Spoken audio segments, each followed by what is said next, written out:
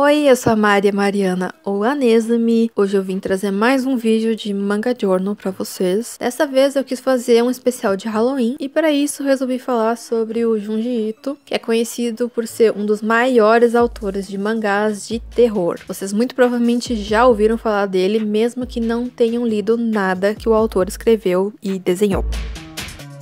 Mas antes de falar sobre ele, vou passar um recado que eu sempre passo no início de todos os vídeos de Manga Journal, que é: eu já trago os desenhos prontos em folhas soltas, porque é muito mais fácil e porque eu vou fazer colagens. Então facilita aí, eu não deixo o meu caderno todo marcado também, porque as folhas são bem finas. E aí vocês acompanham eu passando a caneta Nankin, e também nesse caso eu passei Sharp para preencher o que era preto. E é isso, gente, os desenhos fui eu que fiz, mas, né, para facilitar um pouco o processo, já trago assim. Agora vamos falar um pouquinho sobre a biografia do Junji Ito, de uma maneira resumida. Ele nasceu no Japão em 1963, começou a desenhar como hobby enquanto trabalhava na área de odontologia. Se tornou mangaka profissional apenas depois dos 30 anos, em 1987. Neste ano, ele enviou um conto para um concurso chamado Kazuo Umezu Prize, da Monthly Halloween, em que ele ganhou uma menção honrosa do próprio Kazuo Umezu, que também é autor de horror, que é uma inspiração para o Junji Ito. O conto que ele enviou, posteriormente, se tornou sua primeira publicação, chamada Tomie.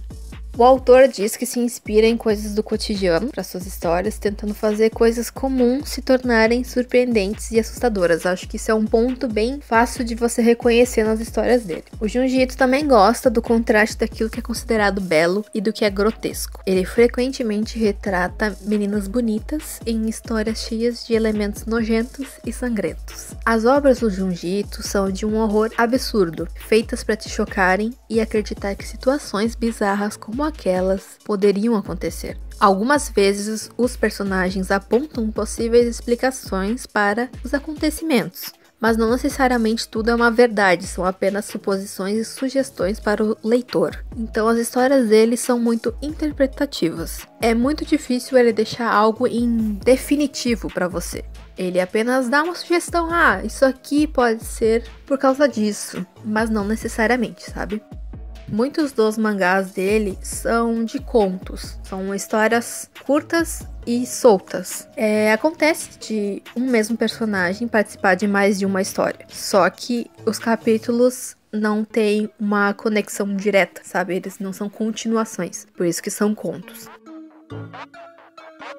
Antes de prosseguir, já gostaria de lembrar vocês de deixar o like no vídeo e, se vocês estiverem gostando, quem sabe não se inscrever, né, para acompanhar outros conteúdos criativos que eu estiver fazendo por aqui. Eu sempre tento postar pelo menos uma vez por mês. Quando eu acho que estou fazendo algo interessante o suficiente para fazer um vídeo, eu trago por aqui. Também faço algumas coisas às vezes no TikTok e no Instagram. Então eu trouxe para vocês 2 títulos para dar de recomendação, para vocês que não conhecem, quem sabe se interessarem. Então, primeiro, Tomie. Tomie é uma garota jovem muito sedutora que atrai e enlouquece aqueles à sua volta. Suas maiores vítimas são homens. Algo nela desperta sentimentos extremos naqueles que a cobiçam, ao ponto de eles quererem acabar com ela da forma mais brutal possível. Mas Tomie sempre retorna, como se nada tivesse acontecido e às vezes até mesmo multiplicada. Ela é como uma maldição. Apenas sua presença é arrebatadora. Ela ama a atenção que recebe e se aproveita disso até seu último suspiro, até retornar novamente. Então, acho que com isso vocês conseguem sentir como a Tomie é um ser que perturba as pessoas. Ela é realmente uma garota muito bonita e, em algum momento, as pessoas que amam e veneram ela querem acabar com ela. Isso sempre acontece, é um ciclo vicioso. Então você acompanha em várias histórias com várias pessoas diferentes isso se repetindo.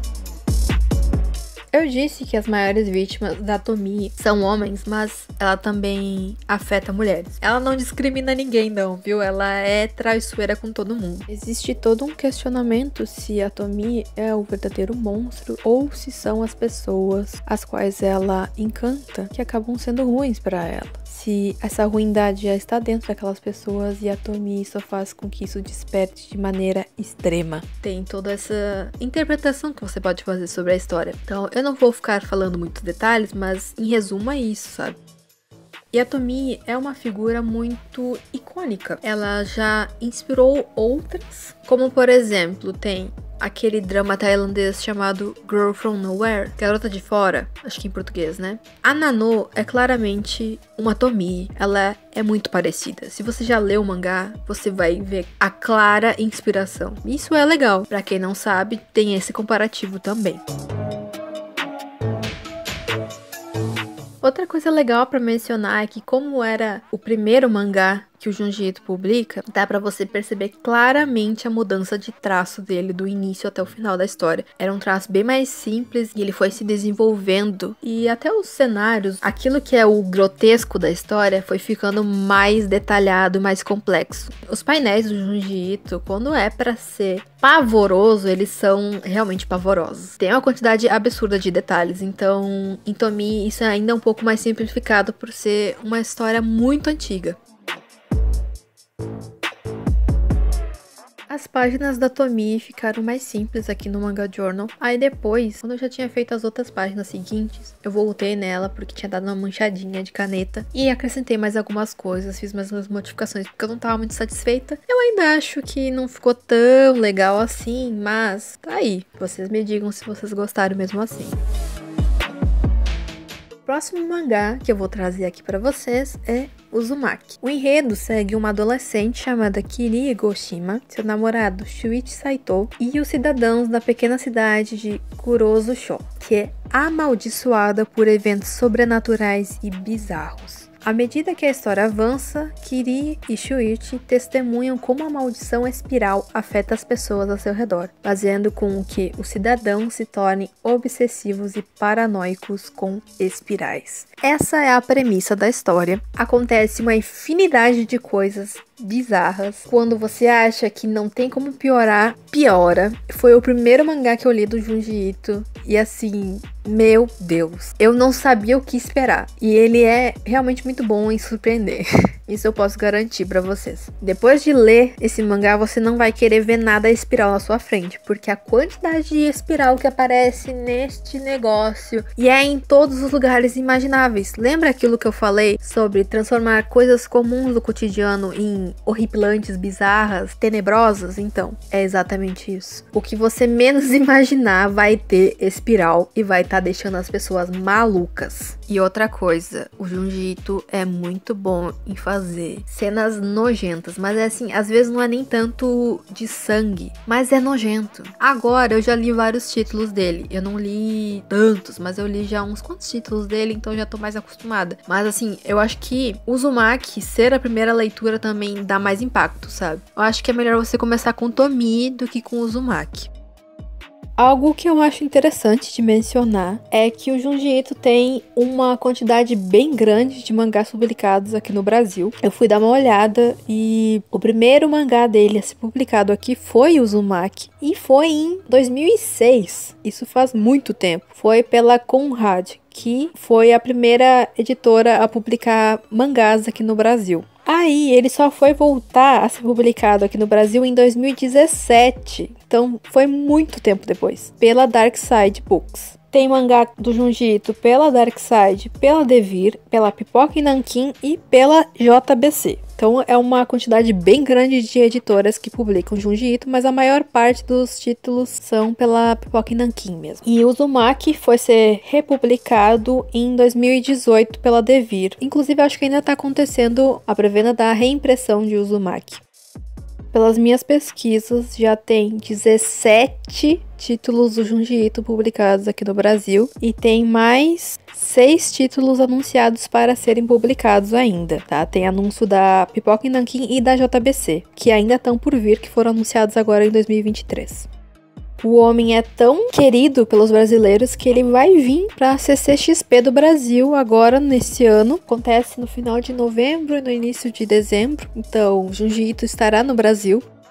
Para você que não leu nada do Junji Ito até hoje, eu vou deixar aí na descrição uma postagem do IGN Brasil. Eles fizeram uma lista de títulos do Junji Ito que é do menos ao mais arrepiante. Então é uma ordem aí que você pode seguir.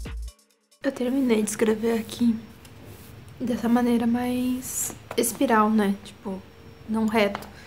E aí eu fiz essa espiral usando essa régua. Aí eu vou encher agora usando ela. Achei muito útil, mas aí eu vou fazer direto de caneta, porque pra que eu vou fazer a mesma coisa 2 vezes? Sem necessidade, né? Tinha essa régua aleatoriamente na minha casa, vou fazer uso. Primeira vez na vida que eu vou usar ela. O último mangá do Junji Ito que eu li foi A Sala de Aula que Derreteu. Eu gostei, não é assim um dos melhores títulos dele pra mim, dos que eu li, mas é bom. É bem inusitado, eu desenhei uma das personagens aqui, a Shizumi, que é essa menininha, que ela é bem estranha, bem estranha. Outro mangá que eu gostei muito, que eu vou só mencionar aqui, é Frankenstein. Eu gostei da história principal, que é Frankenstein, mas eu gostei mais ainda dos contos que tem nesse volume. Tem muita coisa do Junji Ito ainda que eu preciso ler, mas eu tô indo aos poucos, de vez em quando eu leio alguma coisa, eu acho bem legal. E depois que você já conhece um pouco do estilo dele, você lê, assim, mais leve. Porque começar com o Uzumaki, gente, foi, assim, uma experiência. Eu não sabia mesmo aonde eu estava me enfiando, mas eu tô aqui pra avisar vocês.